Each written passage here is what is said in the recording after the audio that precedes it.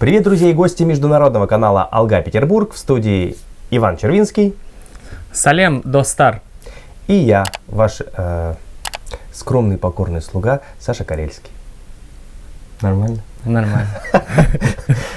Начнем обсуждать важные новости. Действительно, таких новостей, наверное, давненько не было у нас в передаче. И сегодня, что ни на есть, будем с большим удовольствием смаковать долгожданный первый онлайн-концерт Димаша Кудайбергена. Уже давно говорят о том, что он побил рекорд по количеству зрителей среди зарубежных артистов на платформе TIXR. И это неудивительно, потому что до сих пор люди продолжают наслаждаться этим концертом вплоть аж до 23 января. Кажется, есть шанс удвоить результат. Да, появилась такая Знаешь, в новость. картах есть такое, когда у тебя две десятки или два туза, ты можешь сплит сделать. Ну, типа, 2 раза сыграть, 2 раза поставить. Блэкджек. Ты не завязал, я так понял, еще до сих пор. Ну, Не, я только с точки зрения теории знаком, фильмы там смотрел. Давай тогда людям расскажем, для тех, кто не в курсе, что 31 января пройдет концерт на БИС, потому что так много желающих, которые хотят до сих пор посмотреть этот концерт.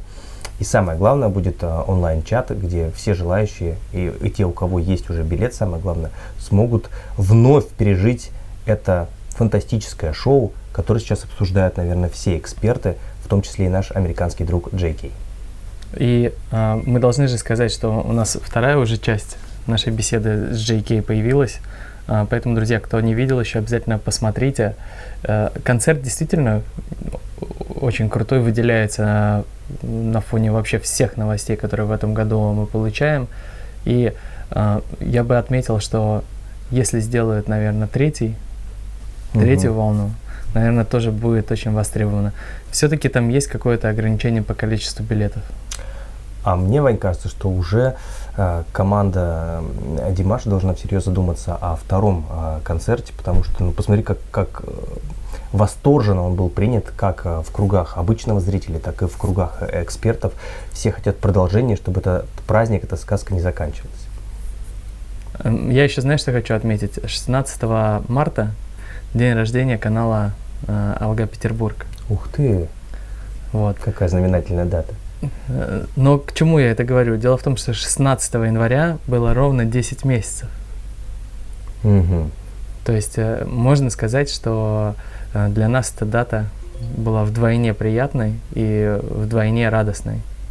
Ну, Вань, чего скрывать? Погуляли мы на славу в тот день. Вот, поэтому, друзья, для тех, кто еще не успел купить билет, обязательно это сделайте, потому что это шоу просто необходимо увидеть, показать своим родным и близким. Это действительно вот феерия праздника, настроения, света, музыки, счастья и радости, и все в одном флаконе. Я думаю, что вы ни в коем случае не должны себе отказывать в этом удовольствии. Кстати, а на канале Эхо Питера у нас выходит специальное видео, реакции от профессиональных дерсов. Это от вокалистов, там будет и Фабио, и Санг Шен уже появилась, будет и Айлет, Лиджия Мансальви и многие другие. И есть уже видео с реакциями дерс со всего мира. И знаешь, что они все отмечают? Это то, что после нескольких просмотров многие детали открываются совсем с другой стороны. И я вот сегодня смотрел в очередной раз концерт, и я уже отметил несколько таких интересных деталей. Например, работу камерамена. Он не просто так вот там вот вперед-назад делает. Он это делает я думаю, что там какой-то был сценарий. То есть он в нужный момент подъезжает, в нужный момент отъезжает. И вообще весь концерт так сделан очень профессионально. Это, в принципе, было и заметно также на Sisters City событии. А знаешь почему? Потому что Анна Обаянская... Это режиссер, да, я так понимаю? Да, она и принимала участие и в Sisters City, и в первом онлайн-концерте Димаша. И, как сказал Джей Кей, скорее всего, именно она отвечает за визуальную часть, то есть за то, как это выглядит. И если мы вспомним концерт Арнао, который был на Украине, там тоже он картинками сильно отличался. Я думаю, что зрители действительно оценили высокую художественность данного зрелища, поэтому продолжу наблюдать. И пользуясь случаем, скажу, что я тоже готовлю рецензию об этом мероприятии. Пересматриваю его по несколько раз для того, чтобы отметить самые какие-то важные моменты, которые, мне кажется, должны быть и остаться, назовем это, в отзывах об этом перформансе. Поэтому, друзья, всех вас еще раз поздравляем с этим глобальным международным событием. Я думаю, что благодаря этому концерту о Димаше действительно заговорит уже весь мир как о большом, серьезном, настоящем артисте, у которого теперь есть своя шоу-программа. Да, и раз уж мы заговорили о Анне из Украины, великолепной девушке, которая помогает с организацией таких прекрасных мероприятий, давай все-таки немножко подробнее остановимся на Sister City мероприятие. Что хочется отметить? Во-первых, то, что Димаш блестяще подобрал репертуар для этого события. Вначале он всех познакомил, как обычно, с казахской культурой, исполнив народную казахскую песню «Самалтау». Сделал он это просто филигранно и фантастически. Причем это отметили в том числе и ведущие мероприятия, и сами организаторы, которые, на мой взгляд, очень сильно впечатлены были, во всяком случае, те, кто не знал Димаша из той команды, потому что, чего уж там греха таить, говорят, что билеты регистрировались как горячие пирожки, и что это опять-таки был рекорд по количеству посещаемости данного мероприятия конкретно в этом году. Да, бывает такое, что если человек не знает Димаша, а слышит только кто Димаш? Что-то я такое слышал, песня года, А потом, когда видит такое большое грандиозное выступление, конечно, это такой невероятный эффект оставляет на музыкальном восприятии. А знаешь что, я хочу на чем остановиться. Наши зрители, наверное, помнят, что мы с тобой поспорили, что мы заключили пари. Да. И мы оба проиграли, а выиграли наши зрители. Которые четко и верно сделали ставку на композицию SOS, визитная карточка Димаша Кудайбергена. Он исполнил ее как раз-таки 20 января, в день самой инаугурации 46-го президента Соединенных Штатов Америки. И многие уже написали нам в комментариях, что чуть ли это не одно из лучших именно исполнений этой композиции. Знаешь что, эта песня, она действительно была, я сейчас уже перематывая назад, понимаю, что эта песня действительно была предсказуема. Это песня, которая говорит о человеческой жизни с очень глубокой философской точки зрения. И именно эта песня может, наверное, открыть глаза всем, кто сейчас затевает вражду или, например, с кем-то враждует.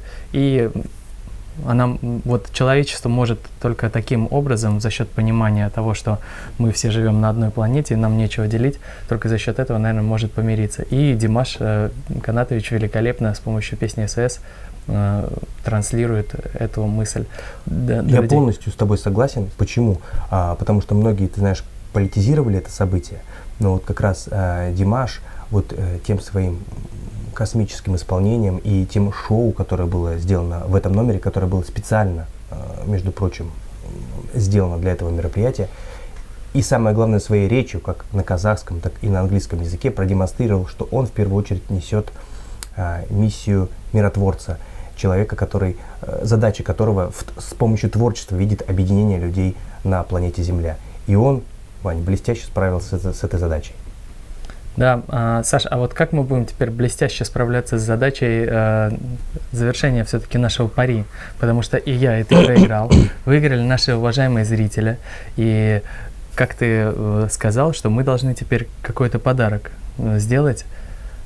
А мне там еще понравился один вариант другого зрителя, который сказал, что тот, кто угадает песню, наоборот, сделает подарок Алга Петербург. Вот так.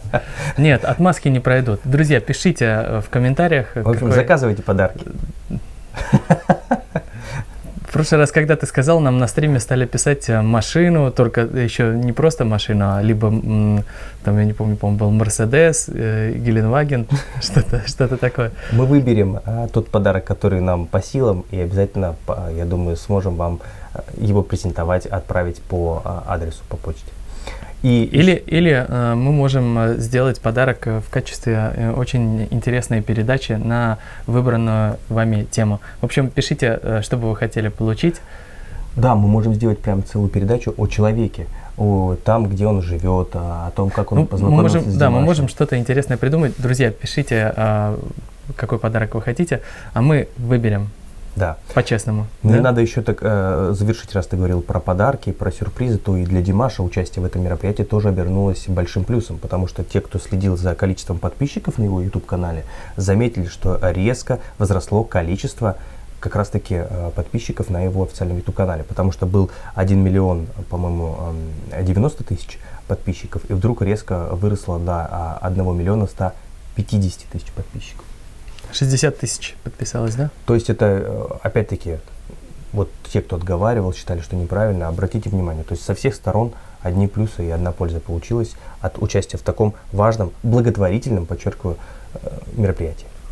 Знаешь что, мы с Джей когда обсуждали вот эту возможность для Димаша выступления на Sister City, и он вспомнил такой момент, как Beatles попали в Соединенные Штаты, и мы с ним сошлись на мнении, что сейчас вот примерно такая же ситуация, как была, когда Beatles появилась. В Соединенных Штатах. Пограничная, да. И после этого пошла битломания, да?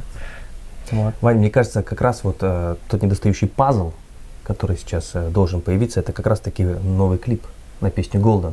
И, возможно, именно он станет вот тем мощным толчком как раз для того, чтобы свершилась не битломания уже, Вань, а димашомания во всем мире. Как ты, Саша, складно говоришь. И я надеюсь, что мы увидим этот клип уже совсем скоро. И я даже сделаю ставку на сегодняшний Friday livestream с Кевином Кенни. Вот это было бы действительно громко, сильно и мощно. Потому что где, как ни на американском MTV, презентовать такого уровня работу. Да, это прекрасный способ сегодня провести ночь вместе с многочисленным количеством великолепных артистов, молодежных чуть-чуть, но зато будет, наверное, шанс увидеть новый клип Golden. И, кстати, наш друг Андрей, Андрей Бурмакин, автор манги, он отправил Кевану один из экземпляров манги. Ух ты, вот да. Это подарок. И кажется, он уже до него дошел. И знаешь что, нам тоже едет посылка от Андрея. И есть еще одна новость, которую Андрей мне сказал, это то, что манга открыла продажи в Китае. И к Новому году там планируется китайскому выход на всевозможные рынки, и, скорее всего, манга там наберет очень большую популярность, потому что, во-первых, в Китае очень популярен Димаш, а во-вторых, там очень популярные комиксы, манга и все, что с этим связано. То есть вот она, как димашомания, она, видишь, во всех направлениях продвигается. Да, и если еще кто-то в Китае остался, кто не знает Димаша, то с помощью манги, я думаю, что да, шансов действительно не останется. А нам он, кстати, порекомендовал передачу посмотреть, я еще, правда, не видел. Как раз снимали о том, насколько действительно манга очень сильно повлияла вообще на все виды индустрии в этой стране, что там буквально вот персонажи из этих комиксов присутствуют практически везде, во всех уровнях, сферах жизни людей в Китае. Поэтому я думаю, что действительно это очень будет правильный шаг, совместить все это дело. И пусть, как говорится, все проекты, которые начал и продолжает Димаш, увенчаются успехом и триумфально загорятся на небосклоне в 2021 году. Ну что, на этом все, друзья, и мы увидимся с вами уже совсем скоро. Покедова! До свидания, дорогие друзья.